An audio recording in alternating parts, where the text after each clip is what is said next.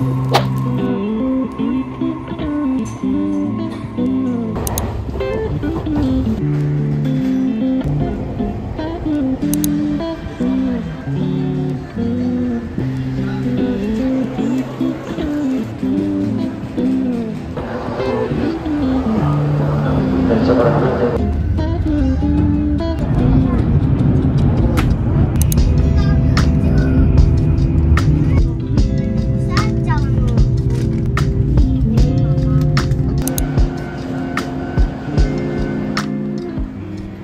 everyone, it's me Dayan and welcome back to my channel. So for today's video, we are going to Nagano, and actually nasa Nagano na kami ngayon. We took the bullet train and I made the mistake. Mali yung ticket na nabili ko. I mean, dadaan siya sa Nagano pero yung nabook ko ay from Omiya to Tsuruga. So yung pinakadulo ng biyahe ng bullet train, yung nabook ko, and it's kind of expensive, 15,400 yen.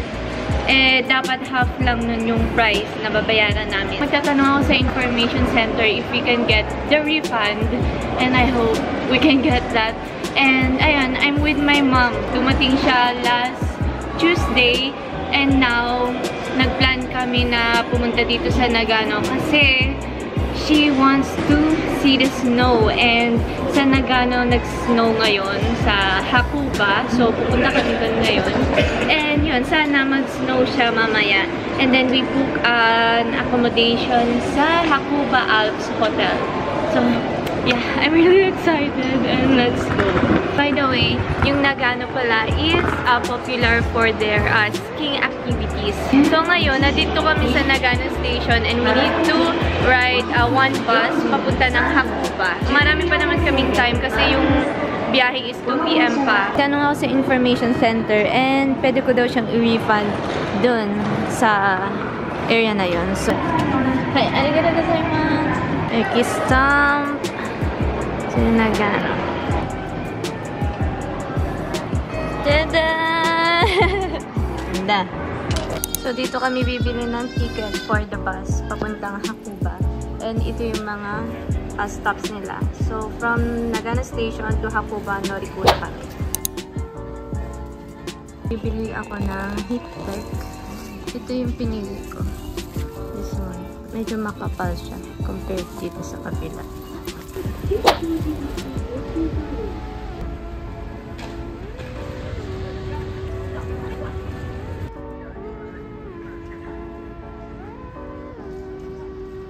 Hey guys, time check, it's already 1:43 and ang dating ng bus to Hakuba ay 2 PM. And as you can see sa likod ko, mahaba na yung pila. So that's the start. And then hanggang dito na siya dun. So pagkalabas namin ng exit, sa east exit pala kami dumaan. Tapos bus stop number 26 yung pupuntahan nyo. Pero if pupunta kayo dun sa temple dito sa Nagano, bus stop number 1 siya, dun sa kabilang exit.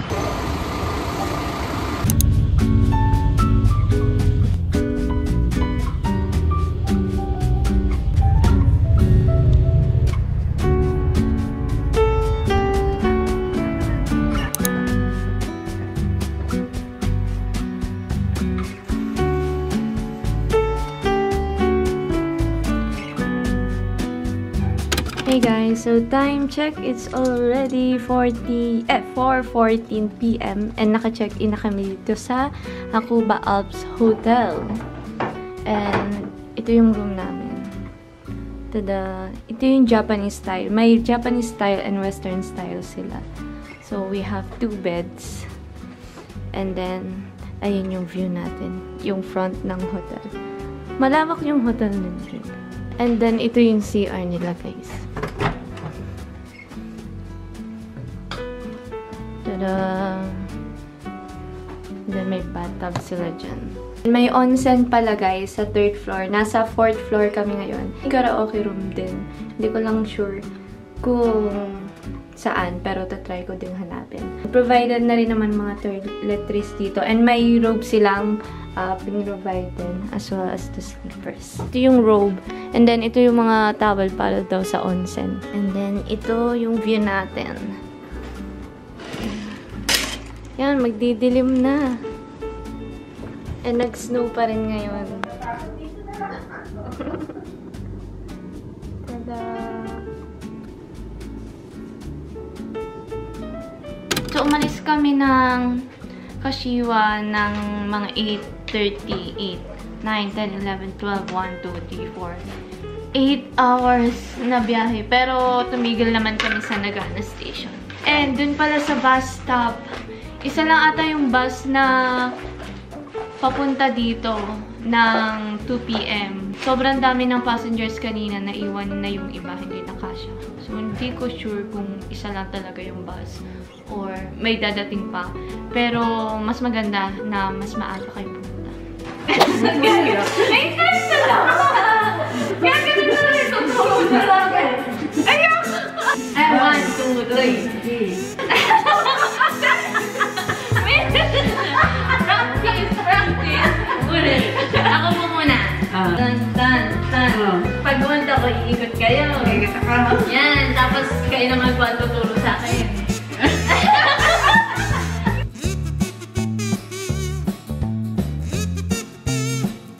Hey guys.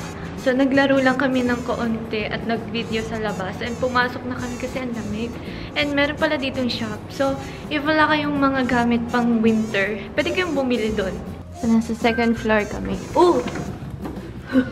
Karaoke. Game corner. Parang exit na yun. Oh! Ang galing ah. Parang may secret room. Wow! Wow! Walang tao. Mamaya, mangunguha ako dito ng mga plushie. Ang cute! Yan, sa karaoke room ako. Himawari. Wait lang po. Nakalock siya. Nandito kami sa game room. Walang katao-tao. Ano pa yan? Ah! Wow! Oh, naka-ano naman na. Pwede. Hindi, swimming pool kasi yun. Ah. Pag swimming pool, pwede. Kasi nasa labas. Swimming pool po yan na malamig? Siguro. Oo. Kaya nila? Wow. Na-amaze pa rin ako. May mga nagsiswimming dito guys. Hindi ko alam kung paano nila nakakaya. Mami, tara! Hihiga!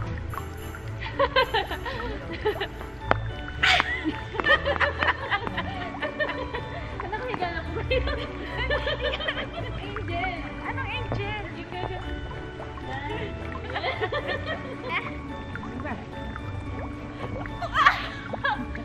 At lamig! Wala pala akong gloves. Ang lamig! Hindi na maalis. Hey guys! Time check! It's already 7:10 and lumipat kami ng room.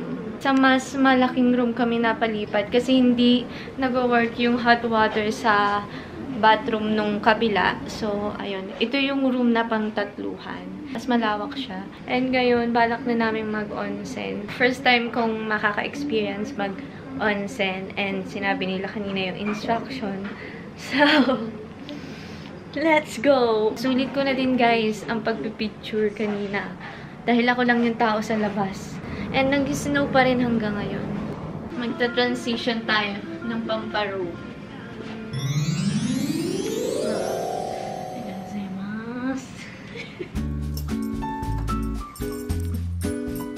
On our way to the spa house. Then, bibili muna kami ng tubig kasi uminom daw muna bago pumasok.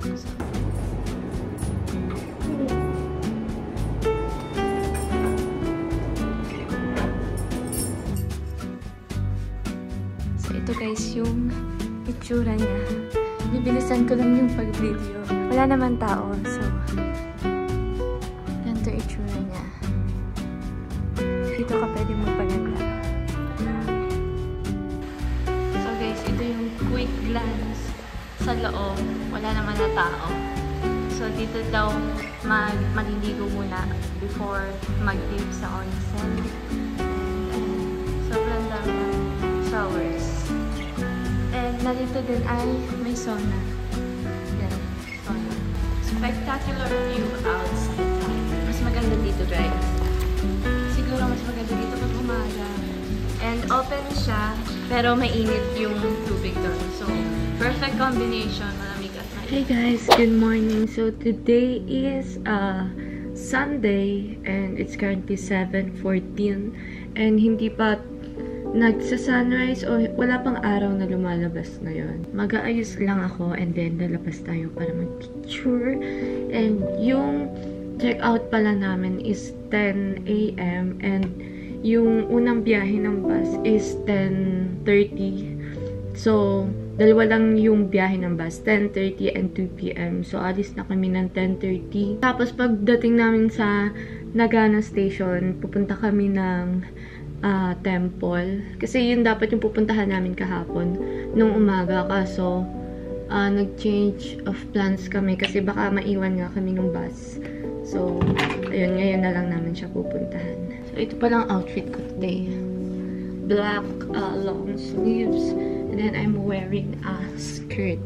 And this fleece leggings. May suot din pala akong thermal, heat tech na long sleeves. Para hindi ako sipunin.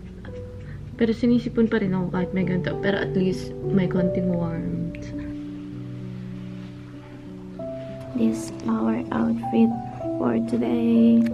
Then I'm wearing this red scarf and jacket. Let's go down. And onsen pala kami kagabi, guys. Mga 10:30 kami nag-start. It's a new experience and walang foreigner card dito. So you need to respect their culture and go to the onsen naked, as in completely naked. And yeah, it's a new experience. It's fun, actually. Sabi ko, maglalaro pa kami kagabi dito eh. Kaso pagkatapos namin mag-onsen, nakatulog na kami. Wow! Wow! Wow! Kaya ko ba? Ang kapal! Wait lang.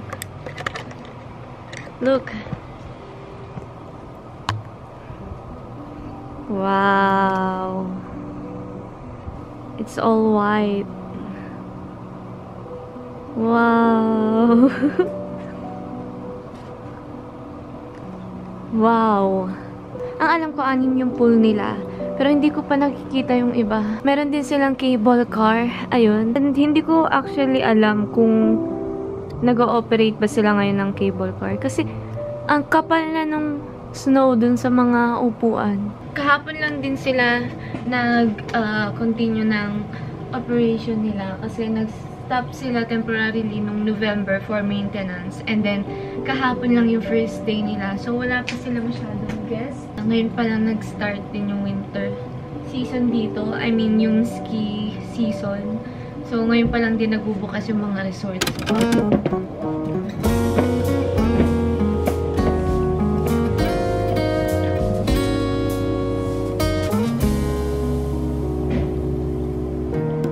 다행일지 몰라 사실 말야 내 목소리 들으면 갑자기 말이 가고 막힐 것만 같아 갑작스런 말에 부담될까 꼭 참았던 말이야 이제는 내 맘을 보여줄 때인 것 같아 널 바래다 주고 언제나 혼자서 걷는 길 lamig.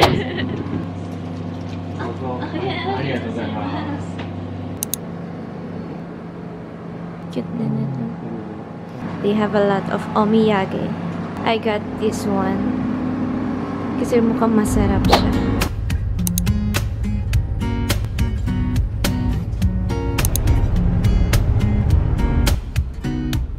잔잔하게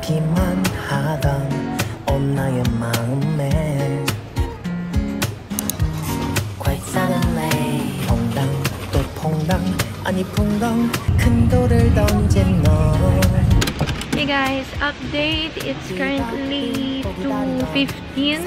Kumain pala kami kaninang lunch sa Nagano Station. So, bumili na lang kami ng bento box. And right now, we are walking sa Senkoji Temple. Nag-bus pala kami. 80 yung pamasahe. And parang pang-apat na stop ata to. Tapos, lalakarin namin mula dito hanggang dun sa Senkoji Temple. 연락도 없는 밤 서럽기만 한 나 눈 감아도 그대만 보여요 터질 것 같은 이맘 순간의 호기심은 아니에요 그대 아니면 난 안 돼요